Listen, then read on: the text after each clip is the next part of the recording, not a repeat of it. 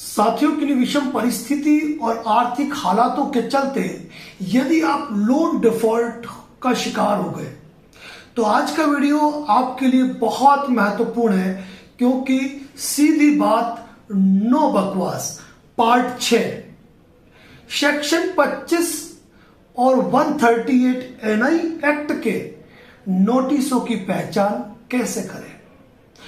वैसे एक बात ध्यान रखिए कि ऐसा कोई भी नोटिस जिसमें जेल का प्रावधान हो और वो नोटिस अगर आपको आता है तो दिल की धड़कनें बढ़ जाती है, मन में एक डर बैठता है। लेकिन कहते हैं शिक्षा उस शेरनी का दूध है जो पिएगा वो दहाड़ेगा।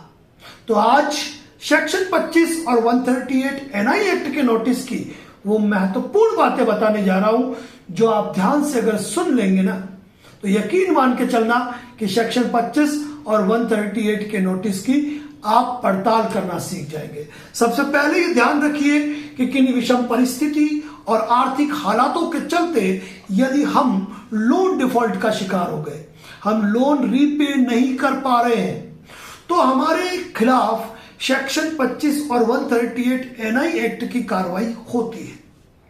पहले एक बात स्पष्ट रूप से दिमाग में बैठा लीजिए कि section 25 ECS bounce, NACH bounce यानी कि आपकी किस्त बाउंस का केस है, जबकि 138 एनआई एक्ट आपके चेक बाउंस का मुकदमा है।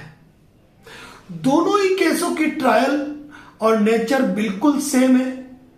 आप ये समझ सकते हैं कि सेक्शन 25 138 का लघुकरण यानी कि छोटा भाई है, लेकिन यदि आपने कोई चेक दिया ही नहीं है तो आपके खिलाफ 138 की कार्रवाई नहीं हो सकती है।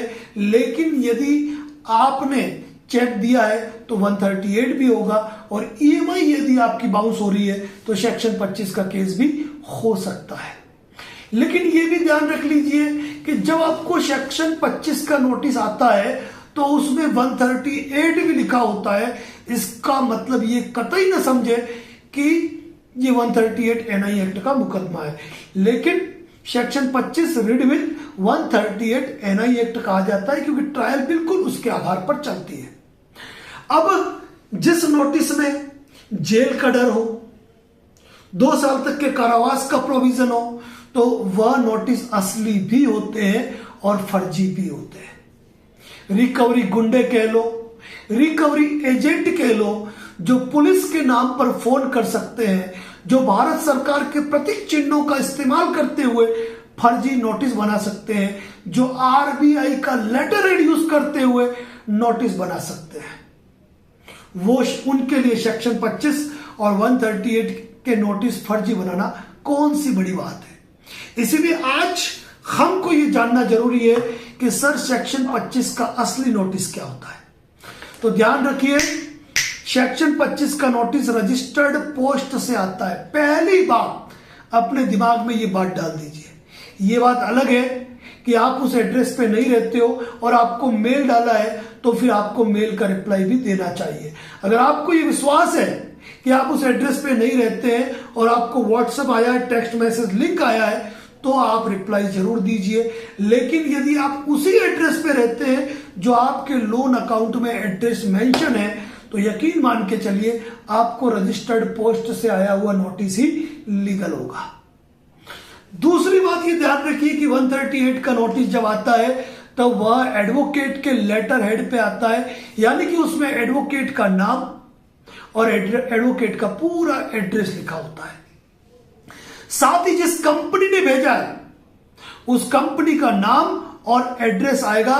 तो यहां यह भी ध्यान रखिए, कंपनी का रजिस्टर्ड ऑफिस भी लिखा जाता है और कंपनी का ब्रांच ऑफिस भी लिखा जाता है। तो जब आप रिप्लाई देते हैं तब यह ध्यान रखना एडवोकेट का एड्रेस कहां का है वो देखिए, और कंपनी का जो एड्रेस लिखा है एडवोकेट के एड्रेस से कौन सा नोटिस का एड्रेस मैच खा रहा है, उन 2 एड्रेस पे आपको रिप्लाई भेज देना है। तीसरी बात आपको यह ध्यान रखनी जरूरी है कि सेक्शन 25 का नोटिस हो या 138 का नोटिस हो, जिस दिन बाउंसिंग की तारीख है उसके 30 दिन के भीतर ये नोटिस आना जरूरी है। यानी कि आपके नोटिस में लिखा गया है कि 5 अगस्त 25 को बाउंस हुआ तो उसके 30 दिन गिन लीजिए, यानी कि सितंबर महीने की 5 तारीख से पहले, यानी कि 3-4-5 तारीख से पहले उनको वो नोटिस आपको रवाना करना जरूरी है, चाहे आपको लेट मिले, उससे कोई दिक्कत नहीं है। एक बात और ध्यान रख लीजिए कि इस नोटिस में 15 दिन का समय दिया जाता है, यानी इस नोटिस में कोई 48 घंटे का समय दे, 7 दिन का समय दे, तो वो नोटिस बिल्कुल ही फर्जी है। ये मान के चलिए आपको उस नोटिस का रिप्लाई देने की कोई जरूरत नहीं है अगर 15 दिन का समय नहीं लिखा है तो। एक बात और ध्यान रखिए कि कानूनन नोटिस जो होता है वह उसकी भाषा भी कानूनी होती है, और कानूनी नोटिस में कभी सिविल स्कोर प्रभावित होगा, पुलिस कार्रवाई पृथक से की जाएगी, 420, 406, 316, 318 की कार्रवाई अलग से करेंगे, नोटिस के खर्चे के पेटे हमको इतना पैसा दो, बाउंसिंग अमाउंट कुछ और, डिमांड अमाउंट कुछ और, तो ऐसे नोटिस की, और इसके अंदर कलेक्शन मैनेजर के नंबर दे दिए, ऐसे नोटिस की कोई भी कानूनी वैधता नहीं है। बाउंस हुए 5,000 रुपए की ईएमआई बाउंस हुई और मांग लिया पूरे 2 लाख रुपए, तो उस नोटिस की भी कोई कानूनी मान्यता नहीं है। गिरफ्तारी बता दी कि आपको गिरफ्तार कर लेंगे उस नोटिस के अंदर, तो उसका कोई भी वजूद नहीं है। ये बात आपको एक ध्यान रखनी है। और सबसे बड़ी बात ये ध्यान रखो कि कई यूट्यूब चैनल पे ये बात कही जाती है कि सेक्शन 25 और 138 एनआई एक्ट के नोटिस का कोई जवाब नहीं होता है, उसका जवाब नहीं दिया जाता है। शायद वो हमारे तमाम साथी, कुछ दिन पहले हमने सुप्रीम कोर्ट की एक लैंडमार्क नजीर और साथ ही दिल्ली हाई कोर्ट की एक लैंडमार्क नजीर का हमने उल्लेख किया था, शायद उन्होंने वो सुना ही नहीं। सेक्शन 25 और 138 एनआई एक्ट या आर्बिट्रेशन तीनों ही टेक्निकल मैटर है और इनका रिप्लाई टेक्निकल मैटर पे ही जाएगा। मैं बीमार हूं, मेरे पापा को कैंसर है, मैं लोन सेटलमेंट कर लूंगा, ये जवाब कभी भी नहीं होते। और यदि आपने सेक्शन 25 का एक परफेक्ट रिप्लाई दिया और यदि कंपनी उस परफेक्ट रिप्लाई का उत्तर नहीं दे पाई, तो प्री कॉग्निजेंस नोटिस, यानी कि कोर्ट के प्री कॉग्निजेंस नोटिस पर ही आप कोर्ट में एप्लीकेशन लगा सकते हो उस केस को खारिज करने की, बशर्ते आपके पास प्रायर नोटिस और उसकी डाक रसीदें मौजूद हो, और सेक्शन 25 या 138 का जो नोटिस आपने दिया उनकी डाक रसीदें, उस नोटिस की कॉपी और डिलीवरी रिपोर्ट आपके पास हो। सेक्शन 25 का नोटिस भेज के कई रिकवरी एजेंट कहते हैं कि अब तो तुम्हारा गिरफ्तारी वारंट जारी हो गया, बच्चों का खेल है क्या? अरे भाई, सेक्शन 25 का नोटिस भेजने के बाद तुमको हमको मिलने के बाद पूरे 15 दिन का वेट करना है।